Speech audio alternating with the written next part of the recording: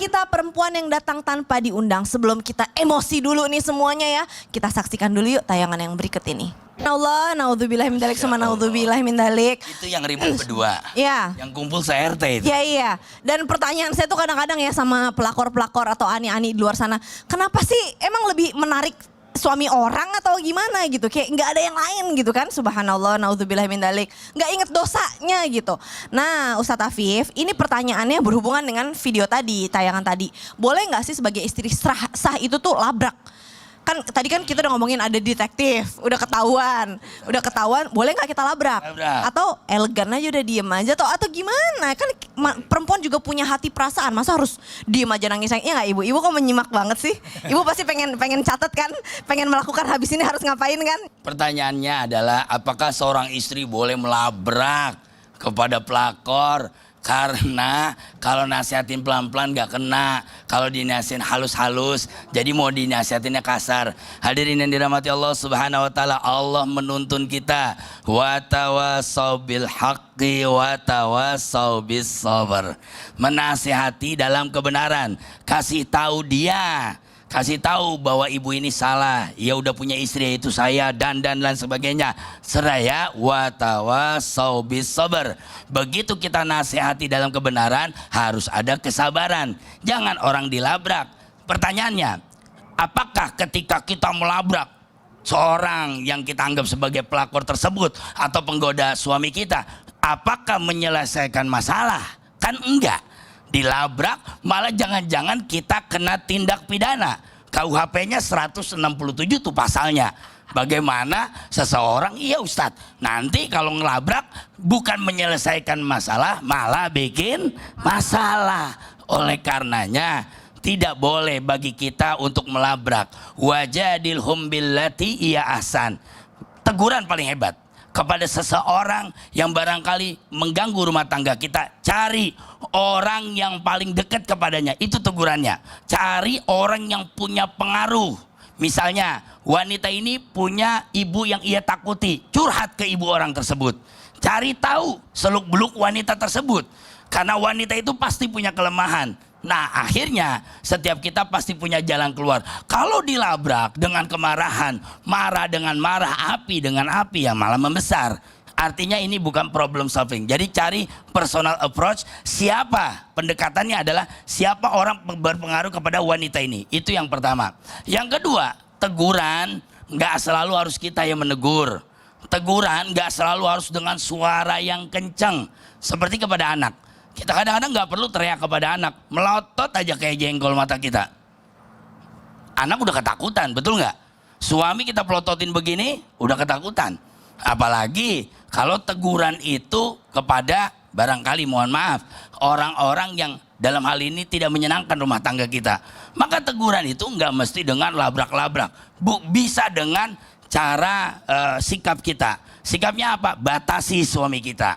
Batasi gerak-geriknya di luar.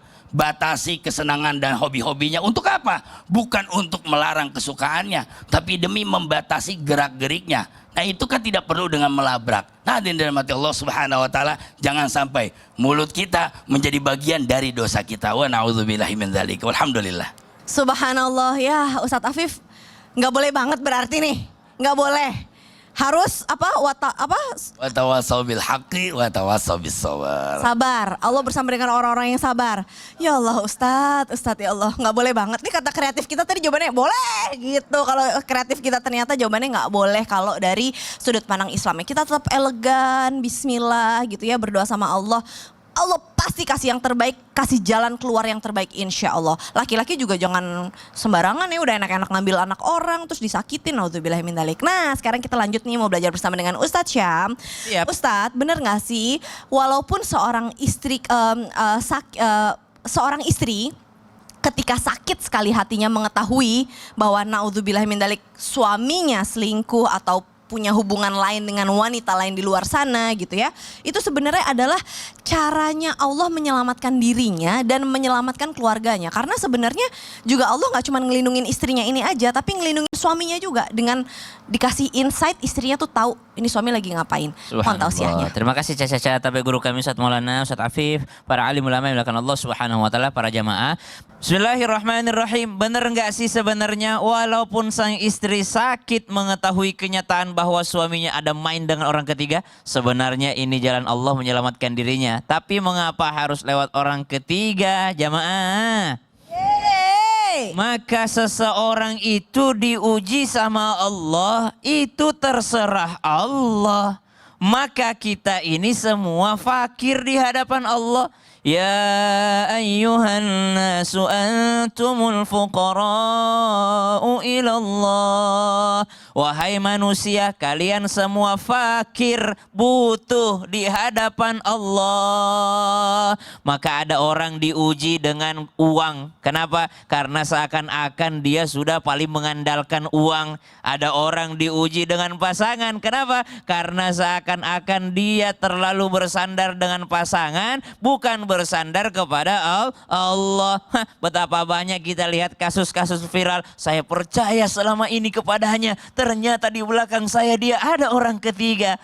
Di sini menandakan kamu fakir di hadapan Allah. Kamu nggak bisa ngandelin dirimu, nggak bisa mengandalkan pasanganmu. Andalkanlah Allah Subhanahu wa taala. Makanya dalam Islam yang diperintahkan itu adalah menundukkan pandangan. Jikalau engkau melihat seorang wanita di luar sana, maka pulanglah segera ke rumahmu, kata Nabi SAW. Atau kama qala Nabi SAW. Kenapa? Karena yang ada di rumahmu, yang ada di luar sana itu sama saja, sama-sama perempuan. Dan setan senantiasa menggoda manusia. Ibu tahu nggak setan itu apa? Setan itu sifat, bisa dari jin, bisa dari manusia. Alladzi yuwaswisu fi sudurin nasi minal jinnati wan nas. Bisa jadi gangguan itu dari jin. Ada doanya, Rabbi a'udzubika min hamazatis syayatin wa a'udzubika rabbi ayahdurun. Ya Allah, saya berlindung kalau setan itu hadir ya Allah. Saya berlindung daripada gangguan setan ini ya Allah. Tapi ternyata setan dari golongan jin berhasil lolos. Insya Allah rumah tangganya aman dari sihir, dari apa segala macam. Tapi ternyata ada godaan pelakor,